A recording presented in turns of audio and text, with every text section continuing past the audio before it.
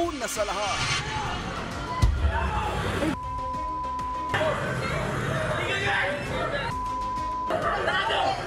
Humandusay ang lalaking yan matapos pagbabarilin ng riding in tandem sa Makati. Ang biktima, isa pa lang pulis. Nakaligtas kaya siya? Yan ang dapat abangan. Magandang hapon, Pilipinas. Kasama ang buong puwersa ng News 5. Ito ang Frontline Pilipinas Weekend. Nakamotorsiklo mga menor de edad sumalpok sa isang bahay sa Zamboanga del Sur. 2 patay. Lalaki nawala sa sarili at nangisay matapos pahipakin ng sigarilyong tuklaw sa Taguig. Jeepney driver sa Cainta Rizal, pinagbabato na, pinagnakawan pa ng mga binatilyong kawatan. 4 na taong gulang na bata sa India nahulog mula sa ika-12 palapag ng gusali. At may bubuksang sorpresa sa pagsisimula ng pinakabagong OPM Countdown Show sa TV5.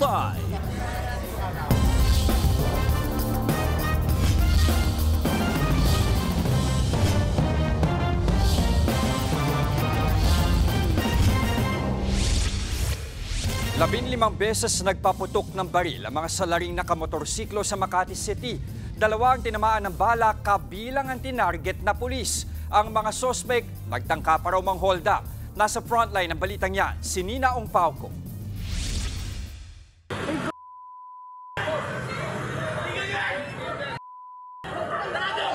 Nakatagilid sa gitna ng kalsada ang lalaking yan sa barangay San Isidro sa Makati City mag-alas 8 kagabi. Sa paligid ng biktima, nagkalat ang mga bala. Agad namang sumaklolo ang mga tao sa paligid. Isinakay ang lalaki sa sasakyan para dalhin sa ospital. Base sa investigasyon, isang pulis at miyembro ng PNP Region 4A Highway Patrol Group ang biktima. Kakain lang daw sana ang biktima habang nagpapacar wash nang biglang pagbabarilin ng riding in tandem. Dito mismo sa kalsadang ito, humandusay ang biktima habang nagpapacar wash kasama ang anak nito at kaibigan. At hindi bababa sa 15 putok ng baril ang umalingaw-ngaw. Dahil sa gitna ng kalsada nangyari ang pamamaril, may nakakita sa krimen. Ang mga sospek, tila inaabangan daw talaga ang biktima. Doon po nakaabang po doon sa may unahan po nun na taxi na yun. Doon po nakaabang yung motor. Ilan yung sakay ng motor? 2 lang po. Yung nasa likod naman po, bumaba po siya ng motor. Tapos tsaka po pinagbabaril yung nakahiga na po dyan. Bukod sa biktima, isa pang lalaki ang nadaplisa ng bala sa tagiliran. Natamaan din ng bala ang panindang barbecue ng isang ali. Meron din daw babaeng sinundan ng mga salarin at tila tinangkang hold upin. Sa ngayon, stable na ang kondisyon ng binaril na pulis. Sinusubukan namin kunan ng pahayag ang desk officer on duty sa barangay San Isidro, Bantay Bayan, pero tumanggi itong humarap sa kamera. Nagsasagawa na ng backtracking para malaman kung sino ang mga salarin. Nagbabalita mula sa Frontline, Nina Ongpauco, News 5. Kaliwat ka ng sunog ang sumiklab sa iba't ibang bahagi ng bansa. Sa Taguig, halos 70 pamilya ang apektado. Nasa frontline ng balitang yan, nagbabalik si Nina Ongpauco. Nilamon na nagangalit na apoy ang residential area na ito sa barangay Fort Bonifacio sa Taguig City. Sumiklab ang sunog kaninang hating gabi. Tanaw ang apoy mula sa Skyway. Nagtulong-tulong ang mga residenteng apulahin ng sunog. Ang ilan sa kanila, wala na nagawa kundi panooring nasusunog ang kanilang mga bahay. Sunog lahat ang gamit ko. Asawa ko hindi nabababa, kaya may kunting sugat siya dito sa likod. Nabol siya ng apoy. Nagulat na po ma'am kasi nakatulog na po kami. Ginising na po kami ng mga anak ko. Nagulat na po kami na may apoy yung kapitbahay namin. Umabot sa ikatlong alarma o kinakailangan 12 fire truck sa pagresponde. May bahay ho doon sa taas po.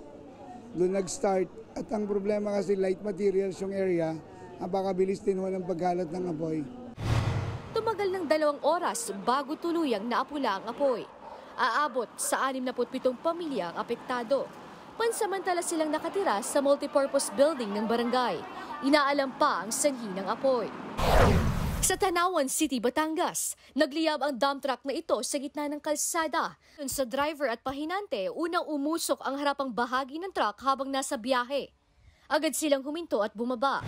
Nag-overheat na makina ang tinitig ng sanhi. Agad namang naapula ng mga bumbero ang apoy. Walang nasaktan. Sa Maguindanao del Norte naman, sumiklab ang isang grass fire sa bahagi ng Mount Minandal sa bayan ng Dato Odin, Sinansuat. Kita sa video ang nagangalit na apoy at makapal na usok sa bundok. 9 na oras ang inabot bago tuluyang naapula. Hindi pa malinaw kung bakit nagkasunog.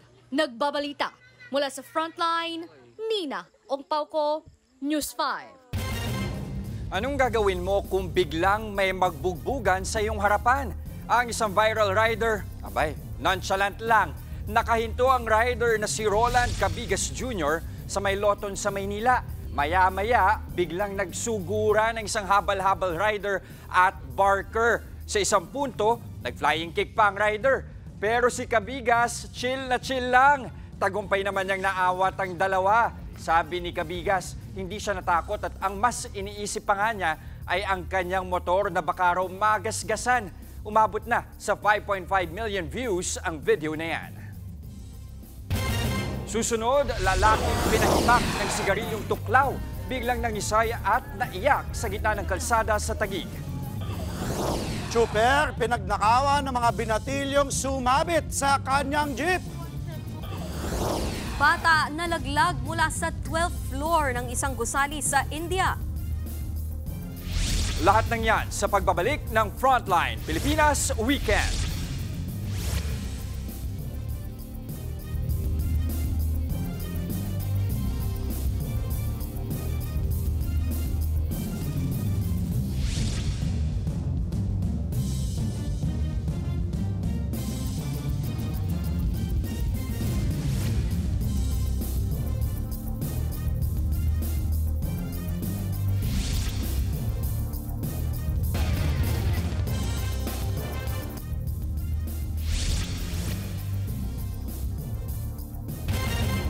May nabiktima na naman ng pamatay na sigarilyong tuklaw. Naiyak sa gitna ng kalsada ang biktima matapos pahipakin ng hindi pa nakikilalang rider. Nasa frontline ng balitang yan, si Rainiel Pawid. Parang wala sa sarili at nangingisay ang lalaking ito sa South Signal Village, Taguig. Ayon sa investigasyon, nagkaganyan ng lalaki nang pahipakin siya ng sigarilyong kung tawagi tuklaw. Dinala sa ospital ang biktima. Habang tinutugis ang isang hindi pa nakikilalang rider na nagbigay ng tuklaw sa biktima. Noong Hulyo lang, 3 kabataan sa Puerto Princesa City, Palawan ang humipak ng tuklaw. Nangisay rin sila. Ang sigarilyong tuklaw ay isang uri ng damo na galing sa Vietnam. Una nang sinabi ng isang eksperto na mataas ang nicotine nito kaya't kung masosobrahan posibleng magdulot ng pangingisay. Hindi ito legal sa Pilipinas kaya siguradong sa underground na paraan na bibili ang tuklaw. Tuklaw, it has 9% nicotine content than the ordinary cigarette. The effect is very high as well. Okay? Usually in 10 seconds, 15 seconds, you will feel the result or the effect of tuklaw. Maaari rin itong makaapekto sa puso, pag-iisip at posibleng humantong sa kamatayan. Nagbabalita mula sa Frontline, Rainiel Pawid, News 5. Sugatan ng isang jeepney driver sa Cainta, Rizal matapos pagbabatuhin ng mga binatilyong sumabit sa kanyang jeep. Ang kita ng tsuper, nilimas pa ng mga suspect. Nagbabalik si Rainiel Pawid.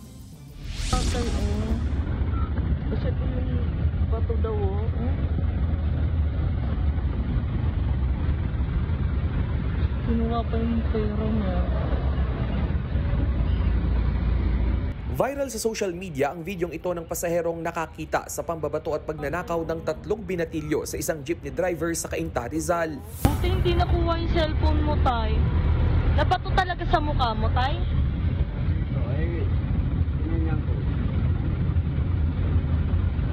Tatlo pa sila, no? Nakausap ng News 5 ang tsuper sa video na si Ariel Acuzar.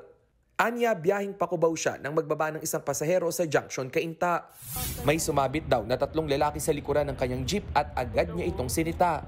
Pero mukhang nagalit daw ang mga lalaki at bigla siyang pinagbabato ng pira-pirasong hollow blocks. Ang masaklap, nilimas pa ang perang kinita niya sa pamamasada. Binato doon sa Manibela. Binato po ako. Tapos kinuha po nila yung koneksyon ko na pera dahil sa Cairo. Sugatan ng tsoper matapos matamaan ng bato sa mukha. Sabi kasi ng mga pasero po, sige na, alis na tayo kuya. Ayun, dumudugo na po yung anak ko. Pag maliw pa rin ako, tumutulo ang dugo eh.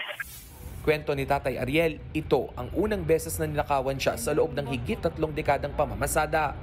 Hindi na siya nagsampa ng reklamo pero ipinaalam niya sa kanyang operator ang nangyari. Nagpaabot naman ng tulong pinansyal sa tsoper ang pasaherong uploader ng viral video.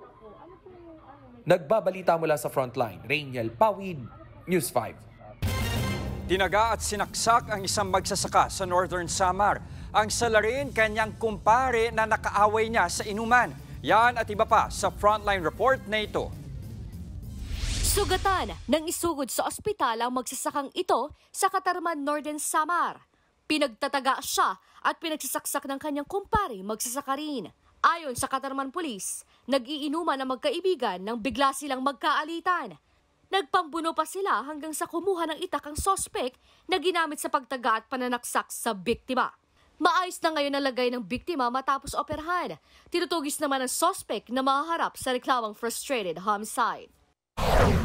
Sa Northern Samar pa rin, sugatan ang 17 taong gulang na lalaki matapos tagain ng lolong mangingisda sa bayan ng Lauang. Base sa investigasyon, nakatambay ang binatilyo sa tindahan ng biglang sugurin at tagain ng lasing na senior citizen. Nagalit daw ang sospek matapos umunong kantsawan ng biktima na magnanakaw ang kanyang pamilya. Arestado ang mangingisda na mahaharap sa reklamong frustrated murder. Sa kulungan ng bagsak ng lalaking helper na may kapansanan sa pandinig at pagsasalita sa Hermosa, Bataan. Number 9 most wanted person siya ng PNP sa rehiyon sa kasong rape. Ayon sa mga pulis, inireklamo ang suspect na isang babaeng menor de edad dahil sa pangahalay 3 taon na ang nakakaraan. Dahil dito, nabuntis umano ng suspect ang biktima. Patay ang isang tauhan ng New People's Army matapos makasagupa ang mga sundalo sa San Jose Occidental, Mindoro. Na-recover sa rebelde ang isang baril, mga bala, cellphone at mga subversibong dokumento. Patuloy pang tinutugis ang mga kasamahan ng namatay na rebelde. Nagbabalita mula sa Frontline, Nina Ongpauco, News 5. Susunod, batang babae, aksidenteng nalaglag mula sa 12th floor ng gusali. At pinakabagong OPM Countdown Show sa TV5. Kailan kaya mapapanood? Huwag po kayong bibitiw mga kapatid. Magbabalik ang Frontline Pilipinas Weekend.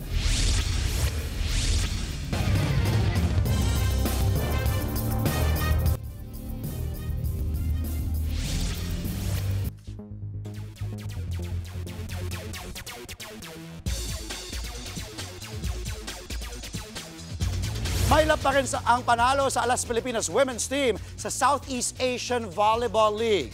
Sa unang set pa lang, ramdam na ang lakas ng Vietnam. Dominante po sila sa court at tinapos ang set sa score na 25-13. Pagdating sa ikalawang set naman, mas naging dikit ang laban. Itinodo ng Alas Pilipinas ang nagawang ilapit ang score pero nanaig pa rin ang Vietnam 25-21. Lalong uminit ang laban sa ikatlong set. Bitbit ang momentum, nakuha ng Pilipinas ang third set, 25-23. Sa fourth set, agad umarangkada ang Vietnam na unahan ng Alas Pilipinas at hindi na po nakabawi pa. Sa huli, panalo ang powerhouse na Vietnam. Kahapon, nakalaban naman ng Alas Pilipinas ang isa pang powerhouse na Team Thailand. Natalo man ang ating pambato, maraming nagulat na nakuha nila ang first set laban sa mga Thais. Bukas naman, makakalaban ng Alas Pilipinas ang Indonesia.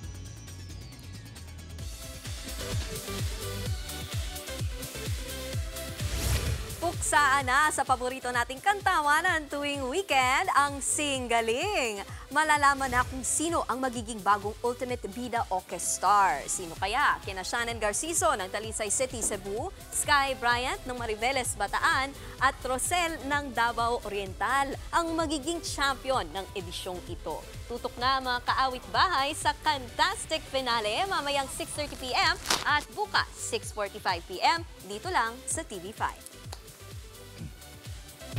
Ako, ito pa, ang isang dapat ninyong abangan, mga kapatid, ang pinakabagong OPM Countdown Show ng bansa, ang Vibe. Exciting. Diba? At ito nga, ang bubuksan nating sorpresa. Pakita natin. Ayan. Actually, May nagawa din namin to pa-unboxing. sa Good Morning Kapatid. 10 ube pandesal yung laman nun. Hindi ko alam kung anong laman nito kasi 10 days to go. Ako, nag-expect din ako ng ube. Bilang Kasi alam ko, taong kasi, tayo.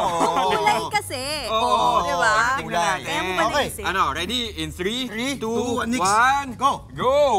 Oy! Aba. Sige, Nix. May pa-letter. Wait. Tapos kailangan basahin na. Ipapakita natin yung sige. letter. Okay, pakita muna natin yung letter. Pero meron ding pa-pastries. Oo diba? nga. Sino Sige, magbabasa? ano Jess? bang- Game. Sige, go. 8 days to go. The hottest OPM show is about to drop. Ready ka na bang maki-countdown? Tara na! Vibe! At 8 days na nga lang po, ipapalabas ng Vibe sa TV5. Kaya naman meron tayong 8. Ano ba to? 8.